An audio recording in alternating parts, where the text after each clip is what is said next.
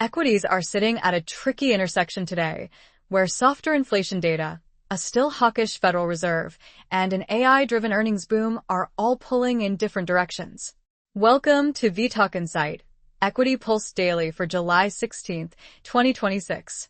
Let's look at how the macro backdrop, sector leadership, and key company stories are lining up for the next phase of this bull market. The macro picture starts with an increasingly clear disinflation trend, but a Federal Reserve that is in no hurry to declare victory. Recent consumer and producer price data surprised to the downside, with headline final demand inflation and core producer prices both coming in below expectations and prior months revised lower, reinforcing the idea that price pressures are easing. Even so, expectations for a July rate cut have been sharply repriced lower, dropping from coin flip territory to well under 20%.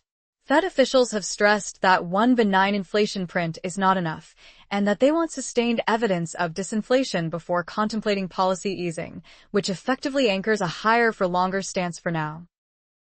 On the supportive side, several months of softer consumer and producer prices, plus well-anchored medium-term inflation expectations, have largely taken a near-term hike off the table. However, core PCE inflation is still running around 3.4% year-on-year, well above target, and some voices are even calling for additional hikes by year-end if price pressures re-accelerate. Energy is the main swing factor in that debate.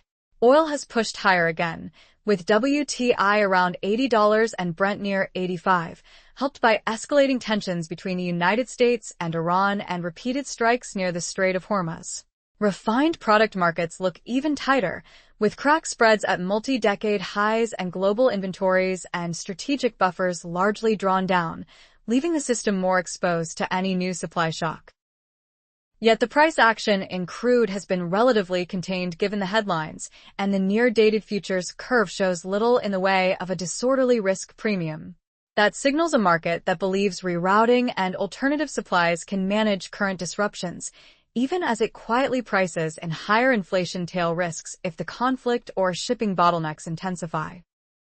Against this backdrop, 10-year real yields have moved up to roughly one standard deviation above trend, tightening the valuation screws on equities even as disinflation reduces the urgency for more hikes. At the same time, slowing but still solid labor data and survey evidence of a bullish macro tilt suggests the dominant narrative remains a soft landing, which helps explain why the S&P has been grinding higher, while volatility sits in the mid-teens. With rates and inflation in flux, the real anchor for equities right now is earnings. S&P 500 profit growth is expected to be the strongest since late 2021, with consensus looking for roughly 22% year-on-year growth and 10 of 11 sectors projected to deliver positive earnings. Margins are doing much of the heavy lifting. Several indicators point to margin expansion running at or above the best pace in recent memory across most major sectors. That dynamic has allowed valuations to cool modestly while earnings estimates rise, leaving the recent rally better rooted in fundamentals than in multiple expansion alone and supporting arguments for fair value multiples in the low 20s. Importantly, market breadth is no longer just an AI story. Around two-thirds of S&P names now sit above their 50-day moving averages, and equal weight earnings revisions are up about 10%. Profit growth is expected in 10 of 11 sectors, indicating that the earnings engine is broadening beyond the mega-cap technology and AI complex. Credit and liquidity conditions are broadly supportive of that earnings picture. Credit spreads remain tight compared with a year ago, financials have not meaningfully underperformed, and loan books show solid growth with low non-performing assets and stable charge-offs. Moody's proposed upgrades to hundreds of CLO deals would, if implemented, further reinforce constructive credit sentiment, even as some AI-related issuers such as Oracle face wider spreads and higher funding costs. Large U.S. banks are clear beneficiaries of this regime. Goldman Sachs and peers have just posted record equity trading revenues, with the top 5 banks generating roughly $50 billion in a single quarter, aided by volatility and a powerful tech tape. Morgan Stanley has attracted $148 billion in new assets, about 8% organic growth, while investment banking pipelines across the street are at multi-year highs with expectations that the second half could top an already strong first half. Asset managers are seeing the same tide. BlackRock delivered a sizable earnings beat with nearly $192 billion of net inflows and assets under management exceeding $15 trillion, while BNY Mellon has logged back-to-back record revenue quarters and raised its sales growth guidance to 10 to 11%.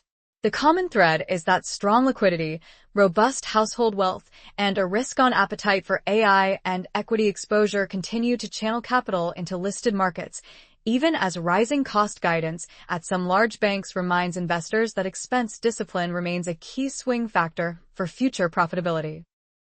The most powerful and controversial axis in equities right now is AI and semiconductors. More than 80% of surveyed investors now see long global semis as the most crowded trade, underscoring how central the chip complex has become to both performance and potential downside if sentiment turns.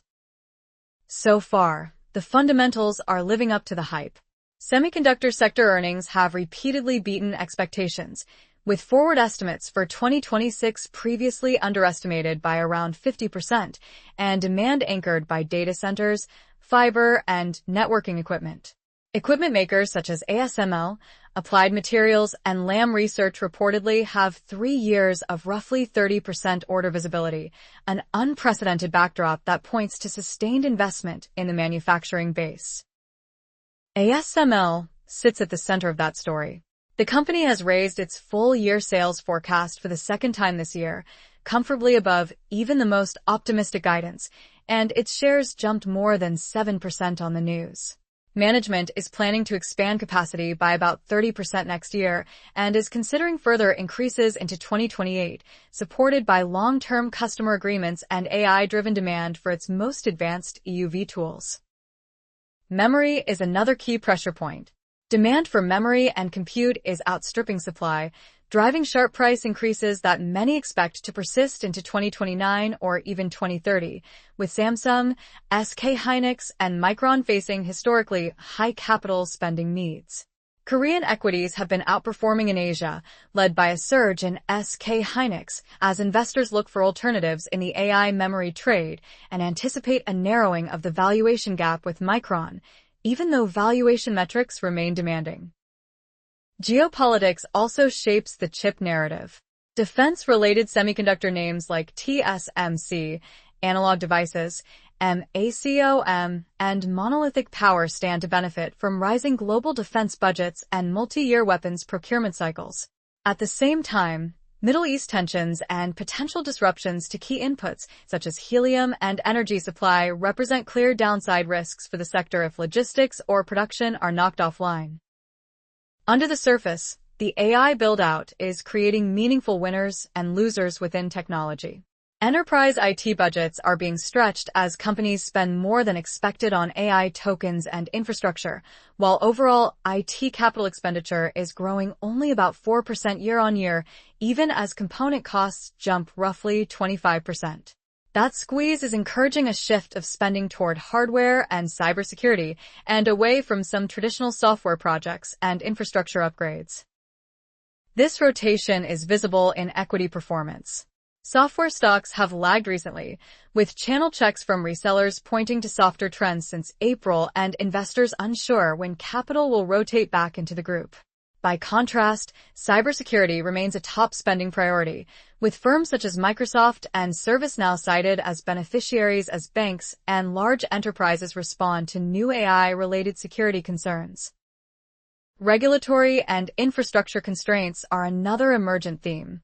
New York has imposed a moratorium on new hyperscale data centers unless operators self-supply power or pay a premium, amid more than 60% increases in grid supply costs tied to data center demand and public anxiety over electricity prices and job displacement. At the same time, Many investment firms still restrict AI to low-stakes processes because of concerns around accuracy and auditability, and legal battles such as Apple's lawsuit against OpenAI are weighing on tech hardware sentiment and highlighting that the rules of the AI game are far from settled. Outside of big tech, several stock-specific stories are shaping sector tone. In fintech, PayPal has surged on reports of a takeover bid from a consortium including Stripe, Advent, and Block at a valuation north of $53 billion, implying roughly a 28% premium to the recent close. The board is reportedly preparing to review the proposal soon, but there is no guarantee of a deal, which creates significant event risk while also signaling that private equity and strategic buyers still see substantial value in scaled digital payments platforms. In consumer discretionary, the luxury complex is once again demonstrating its leverage to global wealth. Richemont delivered first-quarter sales that nearly doubled expectations, with its jewelry division growing 24% and strong demand from wealthy U.S. buyers and a recovering Asia. Peers like Hermès and LVMH are also outperforming, and management commentary links part of that strength to wealth effects from rising equity markets, underscoring how equity gains are feeding back into high-end consumption. Financials remain a central transmission channel for both the macro and AI themes. BNY Mellon has reported 10 straight quarters of positive operating leverage, is raising revenue guidance, and is rolling out AI tools across its workforce to drive productivity and new products, while robust wealth management inflows across the industry point to healthy demand for advice in a more complex market. These developments sit alongside tight credit spreads and resilient loan performance, reinforcing the idea that financial conditions are still accommodative for risk assets. Finally, primary markets remain wide open, especially for AI-related issuers, with strong appetite for IPO and follow-on supply and little evidence so far of crowding out despite heavy issuance. The main risk flagged is that macro or policy surprises, whether from geopolitics and inflation shock or new regulation around AI and data centers, could close that issuance window just as pipelines and valuations are peaking, making upcoming data and headlines particularly important for equity risk pricing. Putting it all together, equities are being pulled between a genuine disinflation trend, a Federal Reserve that still sounds hawkish, and an earnings picture that is as strong and broad-based as anything we have seen since before the pandemic. Margins are expanding, credit conditions are supportive, and banks, semiconductors, and select luxury and fintech names are powering a risk-on backdrop, even as real yields rise and oil, geopolitics, and regulation inject meaningful tail risks. The balance of risk now hinges on whether AI-driven capex and earnings can stay ahead of higher funding costs, infrastructure bottlenecks, and growing scrutiny over valuations and business models, particularly in the most crowded semiconductor and hardware trades. Watch upcoming inflation prints, Fed communication, oil and Middle East headlines, AI capex guidance this earnings season, and the resilience of software, banks, and consumer demand for clues on whether equity leadership broadens further or a narrower set of names continues to carry the index. This video is for information only and is not investment advice. If you found this video useful, please like and subscribe to @vTalkInsight. Alternatively, visit vTalkInsight.com to chat with our specialized AI market assistant and access the latest interactive market insights.